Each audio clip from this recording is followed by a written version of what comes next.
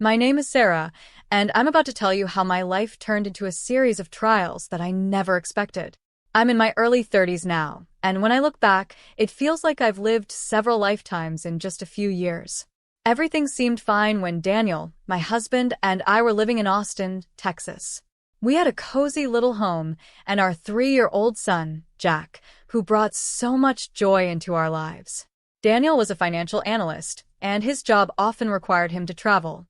I was used to managing things on my own when he was away, but I never imagined how much more complicated life would become. The first big change came when Daniel's mother, Margaret, moved in with us. Margaret was 65 and had just lost her husband, Daniel's father. Her health wasn't great either.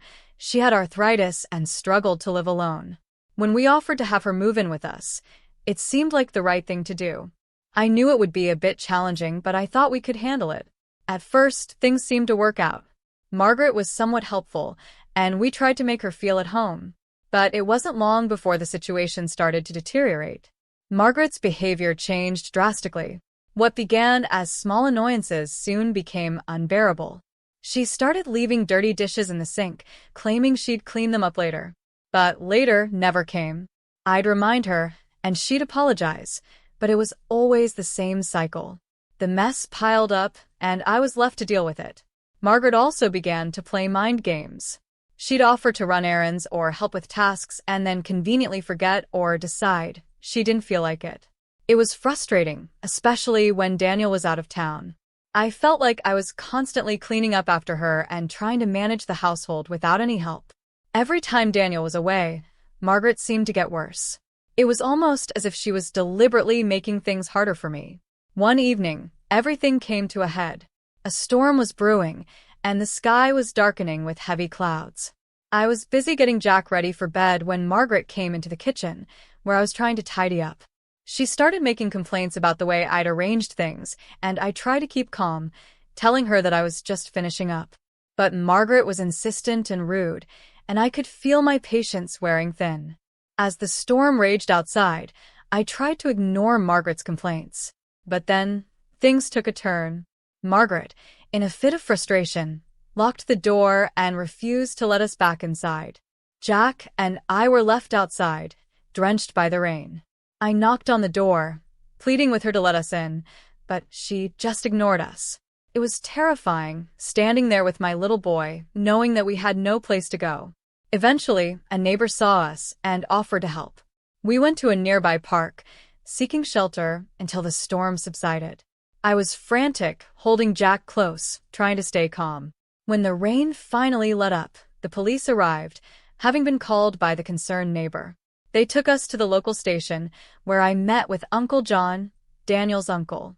He had been contacted by Daniel, who was worried about the situation with Margaret. Uncle John was a retired lawyer, someone I'd always admired for his wisdom and kindness. He listened patiently as I explained what had happened. He told me that Daniel had been concerned about Margaret's behavior, and that's why he reached out for help. Hearing that Daniel had noticed the problems was a small comfort, but it didn't change the fact that we were in a mess. At the station, Margaret was defensive and dismissive. When Uncle John suggested that I seek legal advice, I felt overwhelmed. I didn't know what to do next. I didn't want to cause trouble or make things worse, but it was clear that something had to change. I was exhausted and heartbroken, not just from the night's events but from the months of escalating tension. The thought of having to deal with this situation alone while Daniel was away was almost too much to bear. This night was just the beginning of what would become a long and difficult journey. The storm outside was nothing compared to the storm brewing within our family, and I had no idea what the future held. But one thing was clear: I had to find a way to navigate this chaos and protect my family, even if it meant making hard choices and seeking help I never thought I'd need. After that stormy night, things didn't get any easier. The days that followed were a blur of stress and uncertainty. Uncle John, who had been so kind to help us, gave me a piece of advice I wasn't sure I wanted to hear. I needed to consider legal action to address Margaret's behavior. I felt torn. On one hand, I knew things couldn't continue as they were. On the other hand, taking legal steps against Daniel's mother felt like a betrayal. Back in Austin, The atmosphere in the house was tense. Margaret's attitude remained as difficult as ever. She acted as though nothing had happened, but her passive-aggressive behavior was undeniable. The dirty dishes piled up, and every day seemed to bring new issues. Sometimes it felt like I was living with a ticking time bomb. Her mood swings were unpredictable, and I was constantly on edge, trying to manage everything and keep Jack shielded from the growing conflict. Daniel, who was stationed in New York at the time, called regularly to check in. I would fill him in on the daily struggles, but his calls always seemed to end in frustration. He wanted to fix things but was stuck in a different city, unable to do much beyond offer moral support. I could tell he was feeling the strain, and it was clear that his job was creating a chasm between us. One evening, while Daniel was still away, Margaret pushed me to the brink. She made a mess in the kitchen and then sat in the living room, watching TV loudly, completely indifferent to the noise. I had Jack trying to sleep in the next room, and the noise made it impossible for him to settle down. I asked Margaret to lower the volume, and she responded with a curt, "I'm watching my program." It was clear she wasn't going to cooperate. I tried to stay calm and waited until Jack was asleep before confronting her. I told Margaret that her behavior was making things very difficult for me and asked if she could be a bit more considerate. Instead of acknowledging my concerns, she became defensive and accused me of being ungrateful. It was as though she was intentionally trying to create conflict. That's when I realized that Margaret wasn't just difficult. She was deliberately antagonistic. The realization hit me hard. I had been hoping that things would improve, but they seemed to be getting worse. I decided it was time to take Uncle John's advice seriously. I began looking into legal options, consulting with a lawyer to understand what could be done. The lawyer explained that we could seek a restraining order or consider placing Margaret in a care facility if her behavior became untenable. The idea of a care facility seemed extreme, but the more I thought about it, the more it became apparent that we needed to explore all possible solutions. Meanwhile, I kept in touch with Daniel, trying to keep him informed without overloading him. I knew he was under a lot of pressure at work, and I didn't want to add to his stress. Still, I could see how deeply he cared about what was happening at home. One night, he broke down during a call, admitting that he felt helpless. It was hard to hear him like that, knowing I was dealing with so much on my own. To make matters worse, Margaret started making comments about Daniel's job, accusing him of abandoning her. She knew that he had to travel for work, but she used it as a weapon to make me feel guilty. It was an ugly tactic, and it wore me down. Each day felt like a new battle, and I was growing more exhausted and isolated. The turning point came when Daniel decided to return to Austin for a few days to address the situation. He wanted to see things for himself and help in any way he could. I was hopeful that his presence would bring some relief, but I was also anxious about how it would play out. When Daniel arrived, the tension in the house was palpable. I showed him the mounting problems with Margaret, from the unwashed dishes to the passive-aggressive comments. Daniel listened, but Margaret was in denial. She insisted that she was being treated unfairly and that I was exaggerating the issues. To provide Daniel with a clearer picture, I decided to record one of Margaret's outbursts. I knew it was a risky move, but I needed evidence of the verbal abuse that had become a regular occurrence. I hoped that hearing it for himself would help Daniel understand the gravity of the situation. The night before Daniel was set to leave, we had another intense argument. Margaret was in rare form, her words sharp and unrelenting. I captured it all on my phone. The recording was painful to listen to, but it was necessary to show Daniel the truth. The next morning, Daniel listened to the recording. His face was a mix of shock and sorrow as he heard Margaret's harsh words. It was clear that he was struggling to come to terms with the reality of the situation. I watched as he grappled with the decision that lay ahead. As the days passed, it became increasingly apparent that something had to be done. The storm I'd been through was not just about the weather. It was a symbol of the chaos and turmoil in our lives. And as much as I hoped for things to get better on their own, I knew that we needed to take decisive action to reclaim our lives and our home. With Daniel back in Austin and fully aware of the situation, things started to shift. The recording I had made was a turning point. It was difficult for Daniel to hear his mother's verbal abuse, but it was also necessary. He needed to understand the depth of Margaret's hostility to make informed decisions about her future. After listening to the recording, Daniel and I sat down to discuss our options. It was a heavy conversation, filled with a mix of sadness and frustration. We both knew that our family's future depended on the decisions we made in the coming days. I had no idea it was this bad, Daniel admitted, his voice tinged with regret. I should have been more involved. I just thought, I don't know, maybe things would get better on their own. I nodded, feeling a mix of relief and anger. I understand. It's been really hard to handle everything on my own. But now that you're here, we need to figure out what to do next. We talked through our options. The idea of placing Margaret in a care facility was one we had been trying to avoid, but it was becoming clear that it might be the only solution. Her behavior had become so unpredictable and aggressive that it was no longer safe or sustainable for us to continue living together. We decided to consult with a care facility in the area. I reached out to a few places, gathering information about their services and the types of care they offered. It was a daunting process, and I felt overwhelmed by the thought of making such a significant decision.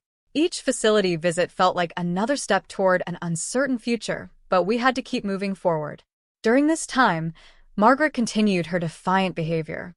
She was aware of our discussions and became even more combative. She accused us of plotting against her and tried to manipulate Daniel by playing the victim.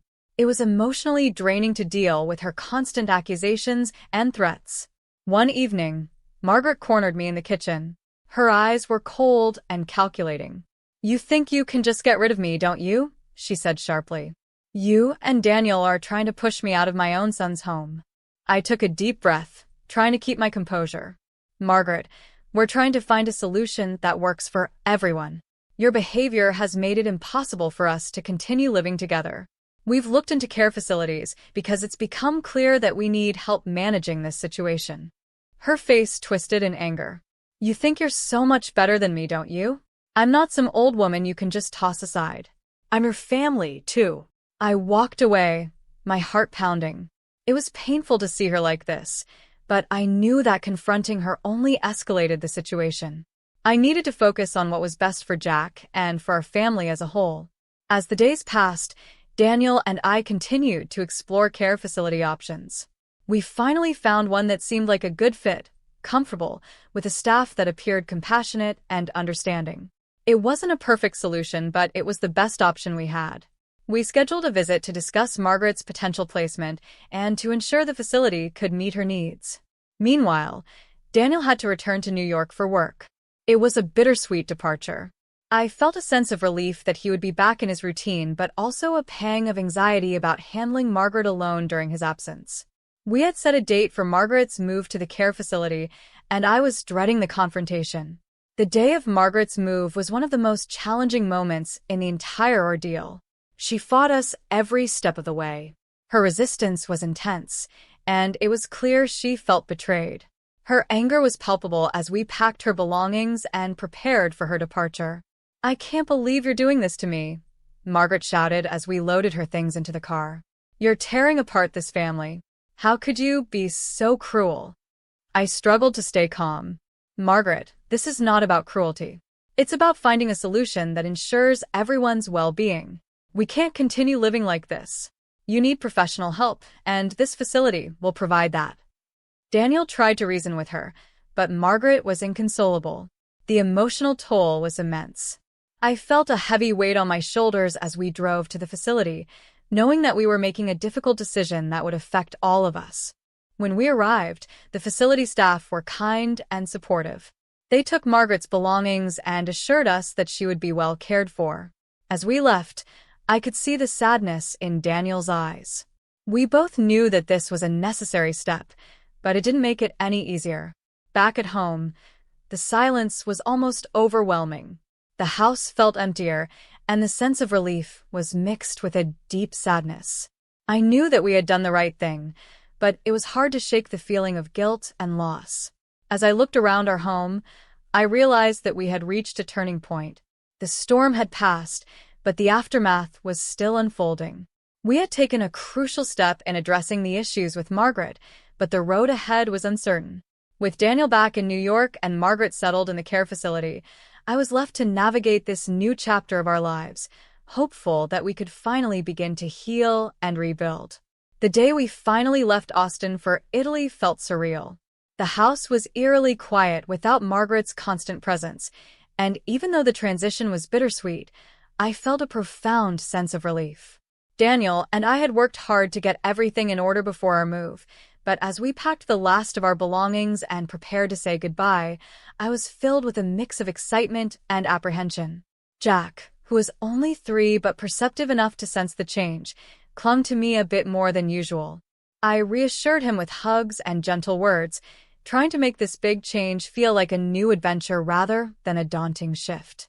Daniel was also excited about the opportunity for a fresh start in Italy, but I knew that both of us were carrying the weight of our recent experiences. The flight to Italy was long, and Jack grew restless, but we managed to keep him entertained with toys and games. As we landed in Rome, I was struck by the city's beauty and the sense of possibility it held. It was a stark contrast to the tension and conflict we'd left behind. Our new home was in a charming small town in Italy, surrounded by rolling hills and picturesque landscapes. The change in scenery was breathtaking and immediately soothing. It was a welcome departure from the stress we had been enduring. As we settled into our new house, I felt a flicker of hope that this new chapter would bring the peace and happiness we had been missing. Daniel's job in Italy kept him busy, but it was a different kind of busy than before. His role allowed him more flexibility, which meant he could spend more time with Jack and me. We explored our new surroundings together, and the fresh start began to heal some of the wounds left by our past. I began to make friends in the community. I joined a local mothers group and found comfort in connecting with other parents who understood the challenges of raising a child in a new country.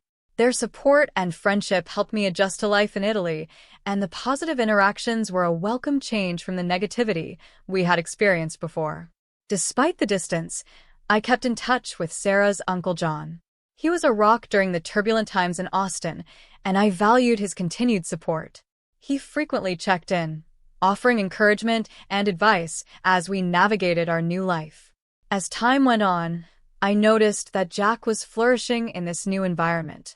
The stress of our past seemed to fade as he adapted to his new surroundings with a joyful spirit. The open spaces, the Italian language classes, and the playgrounds became a part of his daily life, and it was heartwarming to see him so happy. The decision to place Margaret in a care facility was one that I still reflected on often. I hoped that the facility was providing her with the care and support she needed. I tried to put aside my feelings of guilt and focus on the fact that we had made the choice out of necessity, not out of malice. It was a decision made in the interest of everyone's well-being, including Margaret's. Daniel and I began to think about the future with renewed optimism. We had faced so many challenges and had come through them stronger. The move to Italy was not just a change in location, but a chance to rebuild our lives, free from the shadows of our past struggles. One afternoon, as I watched Jack playing in the garden, I felt a deep sense of gratitude. The sun shone brightly, and the air was filled with the sounds of laughter and the distant hum of Italian life. The tranquility of our new home was a balm for our souls. Daniel joined us, and we sat together, enjoying a simple meal on the patio. We talked about our hopes and dreams for the future, and for the first time in a long while, the conversation was filled with excitement rather than conflict. As we embraced this new chapter, I knew that the road ahead would not be without its challenges. But we had learned so much about ourselves and each other. We had set boundaries, made difficult decisions, and found strength in each other. The journey had been tough, but it had led us to a place where we could start anew.